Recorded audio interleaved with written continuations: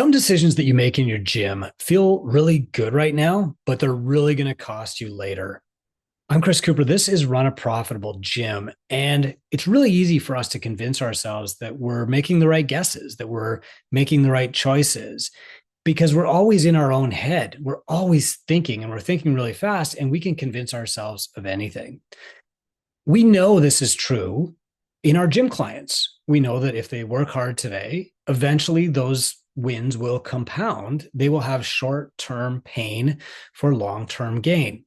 But we struggle sometimes to see that in our own business, and we do things that feel good right now that are actually going to hurt us long term. We affect our own health and longevity of our gym business by making decisions that seem good right now, but they're going to hurt us long term. Today, I'm going to walk you through about 10 of those decisions that I've seen. I'm going to share some stories about how they have hurt gyms in the long run. And I think this is really timely right now because let's face it, there are a lot of business coaches in the fitness space now, and some of them are giving you advice that they just don't have the experience to know is actually going to hurt you long term.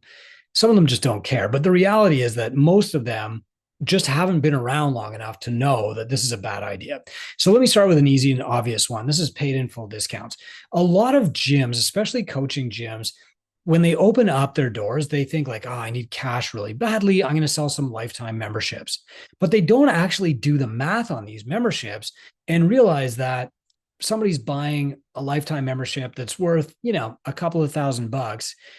But 12 years down the road, not only are you paying them for free, but your service will have upgraded multiple times. Your pricing will be dramatically different, probably twice as much. And really what they bought wasn't, covered in what they paid. There's another short-term example of this too. So using a Black Friday sale, this gym that had 3 locations out West, they were a kind of a flagship gym for the CrossFit brand. What they would do is every Black Friday, they would run this paid in full discount. And so you could pay for 10 months in a row upfront, and you would get the last 2 months of the year for free. So, starting in January, you would pay for 10 months and you'd stop paying basically in October, and November and December would be free. This seems like a good idea at the time. And a lot of people took them up on it, like 30 or 40. And so they had all kinds of cash in January. And February looked pretty good. And by June, they were starting to say, oh, we better pay close attention here. And by July, they were like, uh-oh, what do we do? And then in October, those 30 people were no longer paying and the gym was out of money. So, of course, what did they do? They offered the same discount again, except this time they ran out of money in July. And then they said, oh, what are we going to do? And by the time I spoke to them, they had run this promotion 3 times. They were absolutely broke and they couldn't afford to run the gym for a year to fulfill on the memberships they had already sold. Now, this is really common in the fitness industry. And this is why in a lot of states, you are required to have a bond so that you don't pre-sell a bunch of memberships and then close down before you can fulfill on them. It's very common. None of us thinks it's ever going to happen, but it happens quite a bit. Short term, you get a big lump of cash that feels pretty good. Long term, it actually can put you out of business because you'll run out of money. Now, you always think like, oh, I'm just going to get more clients, and they'll backfill for the clients that I'm not making money on anymore. That is called a pyramid scheme. Let's keep that out of the fitness industry. Instead, you need to set your rates to be what they should. You need to provide a high value and confidently sell that value instead of trying to do some kind of weird paid in full discount thing that's going to put you out of business later. You're not just going to make it up with more clients. The second big mistake that a lot of gym owners make that seems good at the time but causes them long-term pain are other discounts, recurring monthly discounts. So a lot of gyms will confuse discounting with marketing. They think like, well, if I offer a 10% discount or a 15 or a 20, I will get all the first responders. I will get all the teachers, all the nurses, or whoever they're applying this to. And trust me, I did this. I know.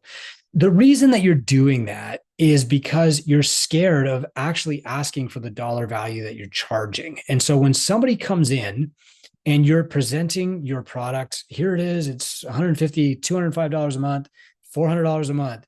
You don't have the confidence to sell that. And so instead you soften the offer. You say, okay, it's $200 a month, and that but is you backing down, hiding, but there's a 20% discount for first responders like you. So the number one reason that gyms offer discount is because we're first time entrepreneurs. We don't know how to coach somebody to buy yet, and we're not confident in our prices because we couldn't afford it ourselves. The second reason that we offer these discounts is because we think it's marketing. Well, if I give that police officer a discount, he'll bring all the other police officers. If I offer a 20% discount to that new corporation that just opened across the street, they'll all want to come in. Well, that's not true. Police officers will want to come to your gym because you will save their life. The corporation across the street will want to come to your gym because you're across the street from them. The discounting is just you hiding from actually presenting your value. So here's the problem. Let's say that you give a nurse 20% off your price. Everybody loves nurses. Everybody knows that nurses need a break. They have the worst job in the world. I couldn't last 10 minutes as a nurse. It's tempting to want to help them by giving them a big discount. But here's the problem. They might get excited about the discount in the beginning, or they might not, but they're not going to turn it down. 3 months in, the discount has become the norm. This is just how we're wired. Things that are novel now are normal later. Novel, normal. 6 months in, that's just what they pay. They forget that they're getting a discount at all. And so eventually, these things add up. They compound. 20% off $200 a month is $40 a month. And after 6 months, that's $240. And after a year, that's $480 out of your pocket. You're still delivering the same service. You have all the same costs, but you've given up $480 to somebody who didn't need it and doesn't appreciate it anymore. What's worse is that when you remove that discount because you realize your mistake, they're probably going to think you're raising their rates on them. And so these things compound and just get harder and harder to remove over time. They hurt you. $500 times 10 members is $5,000 a year. By the way, that's straight out of profit. If you really want to see the effect of this yourself, ask yourself, would I take $40 out of my wallet right now and slide that across the table to subsidize this person's membership? In other words, if your membership is $200 a month and you want to offer that nurse or police officer or fireman a discount, ask yourself, my business can't discount. Am I willing to subsidize this person? Am I willing to charge them $160 and take $40 out of my wallet every month and put that in their business account? That's how you should treat this, because when you discount people, you're not reducing your expenses. The landlord doesn't take 20% off your rent because you're giving a 20% discount to first responders. You're taking it from your profit. That's your wallet. That's the money that buys you groceries and puts shoes on your kids' feet. You have to ask yourself, like, am I really willing to do that? And am I really willing to do that forever? Every single month, here's $40 for Bill. Here's $40 for Susan. Here's $40. And you're subsidizing all these people. Or should you maybe work with a mentor and get comfortable selling your actual value? The third short-term gain for long-term pain mistakes that a lot of gym owners make is hiring your friends. Now, some of you just rolled your eyes. Some of you said, not me, not Sally. She's my BFF. And some of you laughed out loud when I said that. This is probably the one common mistake that I can confidently say every gym owner has made, because it feels good to help your buddy. You feel like you're giving them a winning lottery ticket, a new chance at life, a chance to do what they love with you in this fun and creative environment, and you're going to be successful together. Trust me, 90% of the people that I've hired started as my friends. Maybe that number is lower now, but especially when I first started, I was hiring friends, family. And what happens? Well, long term, you get these blurred boundaries. When am I your friend and when am I your employer? You have a tough time evaluating them and improving their performance because you can't give them feedback without harming the friendship. Or likewise, you can't be their friend because they're not doing a good job at work. So you avoid the tough conversations, you avoid the evaluations. And then not only do you lose them as a staff person, but you also lose them as a friend. Trust me, the amount of times that hiring your friend turns into an amazing employee and an amazing friend is less than 1% of the time. The more likely reality is that you will ruin your staff relationship and you will lose a good friend unless you set clear business boundaries up front. And even then, it's extremely hard. My sister is an amazing HR professional. She's able to work with some friends, but it's not without challenges. And she has this conversation with her staff up front, like, hey, when we're here at the office, you are my staff person and I'm going to treat you like a staff person. But likewise, when we're out at the pub, I'm not going to talk to you like a staff person, and we're not going to talk about work, and I'm not going to do a performance evaluation on you when we're out at dinner. And I'm going to work really, really hard to maintain those boundaries. And I'd like you to do the same thing. We're also going to tell each other when we're crossing those boundaries. Does that make sense? Does it feel like, oh, you're not even a friend if you got to talk like that? Yes, it should, because they are not your friend when you're paying them money, right? You're not paying them to be your friend. You're not hiring people to like you. The reason that you're giving somebody a job is because hopefully they are the best in the world for that position, or the best person that you can find. If they're also friendly, that's great. But you have to understand that when you hire your friends, there's a chance you're going to lose both your staff and your friendship. It also means that this is going to stop your business from growing. Because let's face it, who wants to have a conversation with their best friend about doing a better job at work? Who wants to fire their buddy? Nobody does. And so you wind up putting up with stuff way too long until you can't take it anymore. Then you just react with kind of this over the top response that ruins your friendship. There's 1,000 ways this can go wrong. I'm sure you've got your own examples, but if it hasn't gone wrong for you yet, do yourself a favor and just like have friends and have staff and try not to mix them. The fourth mistake that I see commonly, not in two brain gyms, but in gyms in gymownersunited.com, is subleasing to other trainers. So you take the big risk and you open up your gym, and it might be a coaching gym, it might be like an access gym. And you say, okay, how can I make more money? I need to make more money. Oh, there's a trainer that wants to rent from me. I will just charge them a certain fixed amount per month. Maybe that's $500 a month. That sounds good, right? It sounds like found money. But think about this out of the gym setting. Okay. Think about owning a restaurant and letting somebody else sell their food in there, like letting the hot dog vendor, bumpity bump, he brings his cart up the steps and he pushes it down the aisles and he's selling his hot dogs in your restaurant. Would you let that happen? Of course not. Would you let the Girl Scouts sell their cookies in your cookie restaurant? Of course not. The reason that you don't let other trainers sublease space from you is because fitness is what you're selling. And if your clients need coaching, you should be the one to provide that. You have built this amazing platform for fitness. You have taken the lease on the space. You have taken the loan on the equipment. You are paying the taxes. You're insured. You've set up the banking. You've gone out and you've recruited clients. Letting a trainer come in for $300 or $500 a month or anything less than like $2,000 a month and benefit from all of that really is giving them the winning lottery ticket. Let me reverse roles for you. Let's say that you didn't own the gym and you came into the gym and you could get your own clients, or you could recruit from clients who were already there. You could charge whatever you want. They would pay you whatever you wanted. You could hold your own insurance and all you had to pay was $500 a month or even 1,000 to not have to do any marketing ever again and to have a high affinity trusting audience who sees you doing your job every single day. I would pay that in a heartbeat. And frankly, if that option had been open to me, I would never have even started a gym. Imagine having a gym, having access to all these clients, training them, charging them for training, and all of your expenses are $500 a month, covering your rent, your payment gateway, your marketing, your sales, everything. Come on. Like you need to offer this service. Of the top gyms in the world right now, you really need to understand like most of their revenue is coming from training. Even the access gyms, like the big gyms from Golds, they are not going to let somebody come in and sublease space. It seems like found money to you, but it's actually stopping you from capitalizing on the larger opportunity and a responsibility. Because here's the thing, any trainer that comes into your place of business and works there is going to be associated with your brand. If a client has a bad experience with that trainer, what's going to happen? Are they going to keep coming to your gym anyway? Probably not. Are they going to complain to that trainer and then fire the trainer? No, they're going to complain to you because that trainer was working at your gym.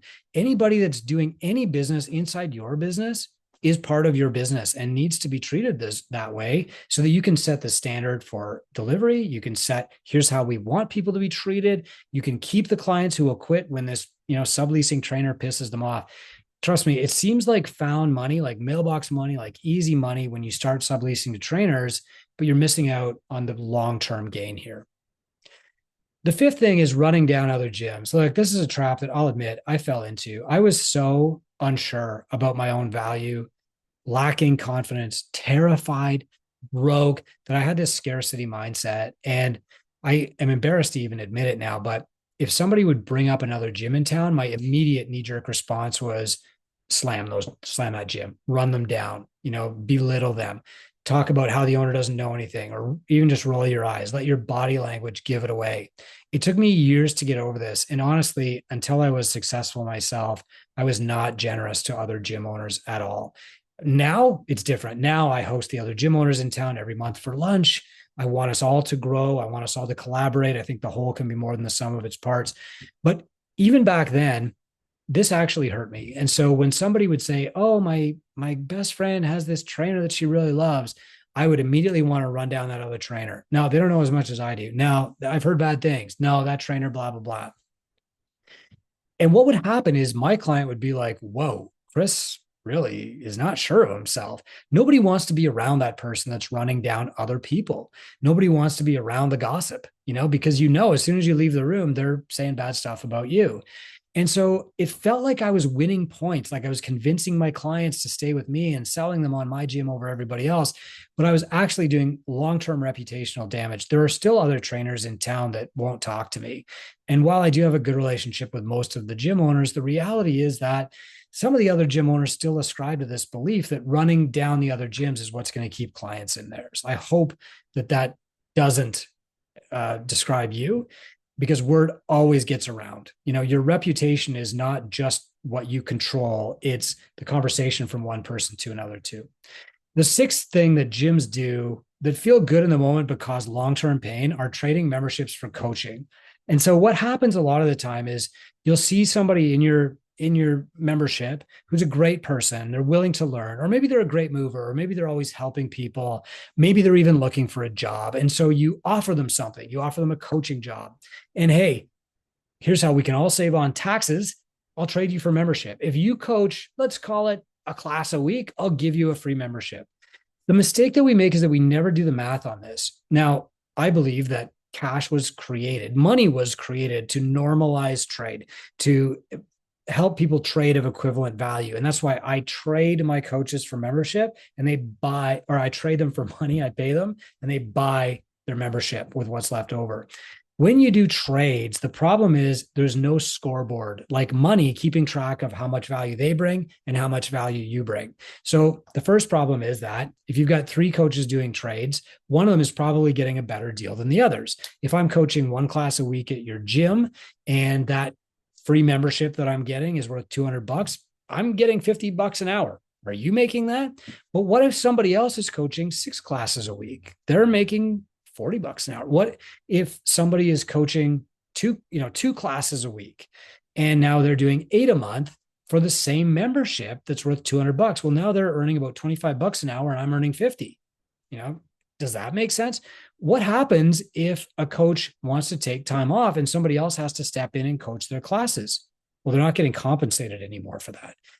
It's not fair. And the reality is that most people are dramatically overpaying their coaches because they think that trades are free, instead of calculating the value of that trade against the client's membership and working that out. So if you don't want to exchange money because you don't want to do the payroll taxes and all that stuff, I understand the motivation there. I do. I don't always love paying taxes.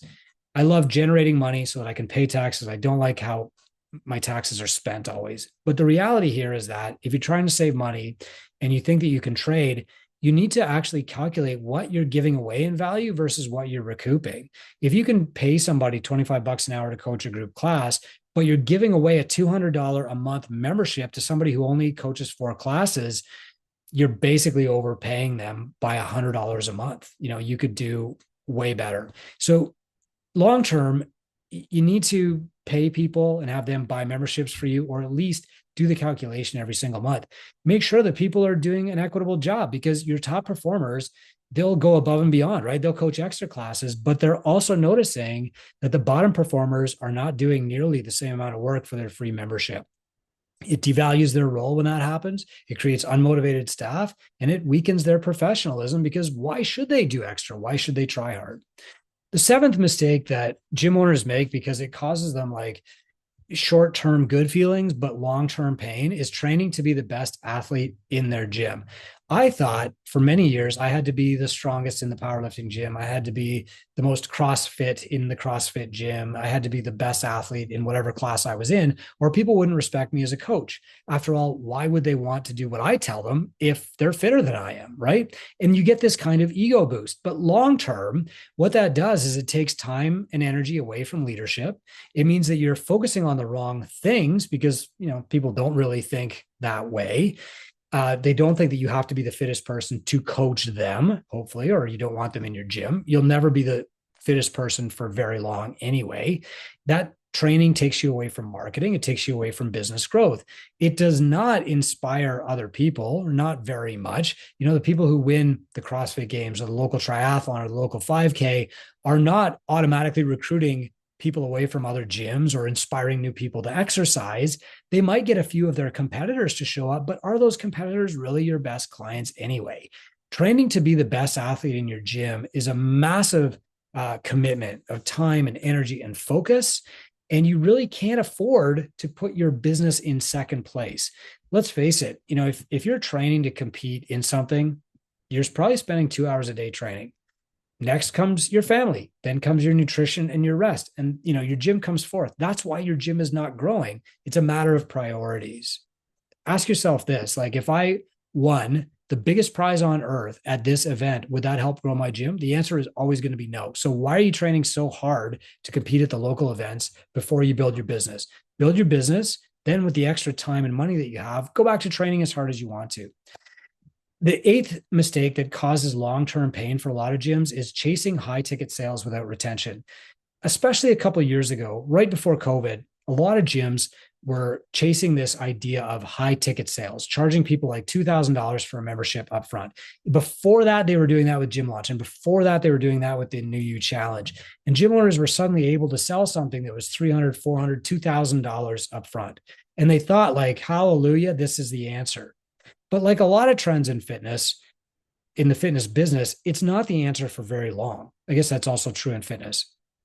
So what would happen is these gyms would take training and they would do sales reps and they'd get good at sales and they'd build this complicated package worth $2,000 and they would sell it. It'd good for them. They'd make $2,000, right? And their gym revenues would go up. But the long-term effect of this was churn because the clients would say, like, nah, this isn't worth it. I'm paying $2,000 for this. Those people are paying 120 a month. Like, I don't really see a difference here. And so they wouldn't be able to make recurring revenue and they'd have this treadmill of constantly selling. I mean, if you were around in 2018, you started to see this with the ad agencies that were selling ads on Facebook. You'd have these people come in, they would sign up and they'd churn out, come in, sign up, churn out.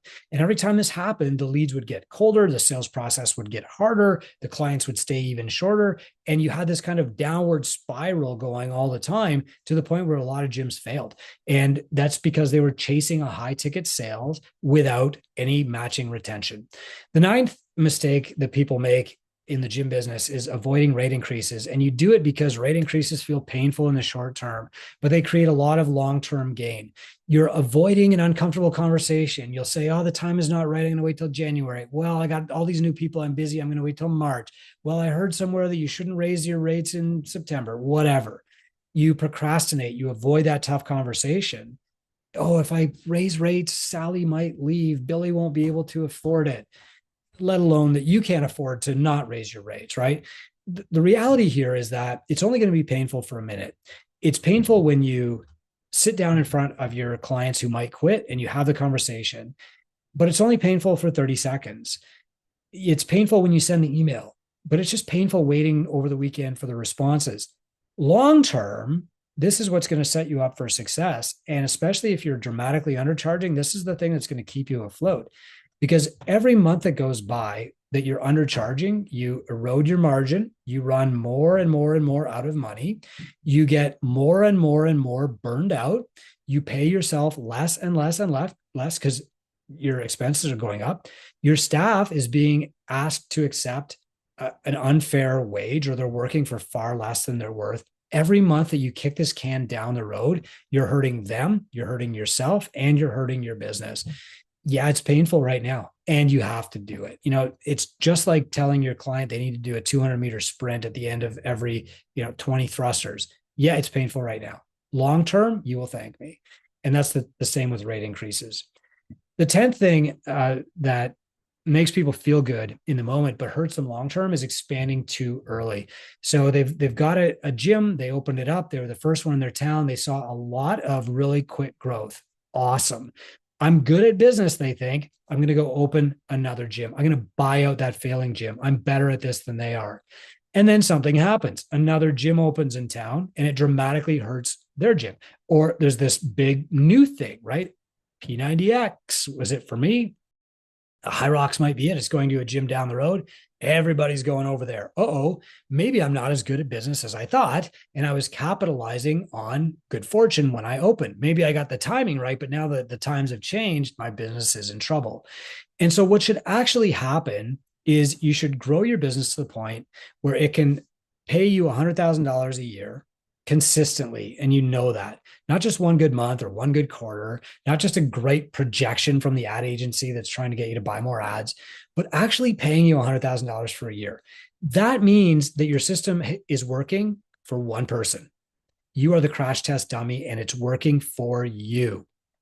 When that system is working for you and the gym can run without you for at least a week, that's when you can start looking at expansion and scale and duplicating your process. Instead, what happens is somebody makes 30 or 40 grand a year from their gym. They think that they're successful. And the best way to make 30 or 40 more grand is to buy another gym.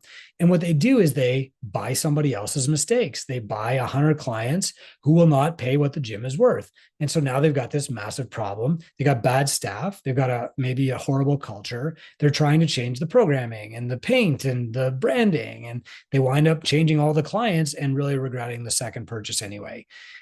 When you expand too early, all you're doing is duplicating problems and doubling expenses. You are going harder into the learning curve with smaller chance of success. So expanding too early is a massive problem that actually kills a lot of gyms, because while you're over there trying to grow the new flock, your golden goose is back here dying. The 11th thing that feels good in the moment but kills gym long term is trying to be everything to everyone. So short term, when you first open, this might attract a few extra clients. You run a few Facebook ads talking about weight loss, you get some weight loss clients. Then you put out some social posts about your Legends program, you get a few older clients. And then you maybe run a kids class in the summer and you get a few kids in, right? Short term, you attract some extra clients. But long term, it creates all kinds of complexity because now you've got 30 different programs, 90 different price points. It confuses clients. What do I buy again? Like, imagine they're looking at your website and there's 12 different options. They're not going to pick any of them. You can only present 3 options at a time to a client. And this also burns out the owner because, the person who's coaching the kids group is not going to be great at coaching the Legends group or the hockey team or whatever. So now you've got way too many staff doing way too few things. You're trying to clump them all together. You're trying to keep all these plates spinning. And it's because you're trying to be everything to everyone. Instead, you should get really clear on who your best client is and give them exactly what they want and duplicate them over and over and over again, instead of just trying to be a catch-all. By the way, that perfect client is probably somebody who can afford your service. So if you're trying to make your service valuable, but also affordable at the same time, you are chasing 2 rabbits and you're not going to catch either. My 12th thing that a lot of people do is one that I kind of already covered, which is buying out a failing local gym. This comes up at this time of year because this is when leases get signed. So short term, it looks like a shortcut. It looks like a quick path to buying more members, buying more money. I can spend $50,000 right now and I will get $50,000 back forever. But what you're actually doing is buying their mistakes. Like, there's a reason that they failed. And the clients like their mistakes. They like paying too little. They like the bad programming. They like the free open gym. They like the free classes. They like the 12 coaches. All those mistakes the clients like. And when you try and change that, you change the culture. You lose the clients. You lose the spark plugs. You lose the coach. When you go in and try and build new systems where there were no systems before, you're trying to make order out of chaos and people leave. They hate that. And so you've got these clients who are already conditioned to quit walking out the door. And soon you realize, like, I've stuck my whole leg in quicksand here. So I know it's tempting to try and save a gym. And, something that Greg Glassman said to me for the CrossFit gyms is, the weakest gyms should fail and their coaches will go get better jobs at the better gyms and the owner will get a better job as a coach and the clients will go to the better gym. And like, this is libertarianism in action. But the truth is that that only works over, dozens and hundreds of years. That doesn't work in the micro time frame that we have right now. Unfortunately, when gyms go out of business, there's usually a reason, right? And it's never lack of passion. It's never the programming. If you buy their mistakes, you will just welcome, that disease into your body, and you'll really struggle to fix it yourself. And it'll probably infect all the other businesses that you own too. Anyway, these are all like sugar highs for your business, right? It's quick energy that leads to a crash and creates diabetes over time. So instead of chasing quick wins all the time, build slow, steady, sustainable systems. That's how you create long-term profit and freedom. If you're not sure, book a call with my team, talk to a mentor, and say, this seems like a good idea now. How will this affect me in the long term? I'm Chris Cooper. This is Run a Profitable Gym, and I want you to be around for the long term. So let's not do things that are going to kill you in the short term.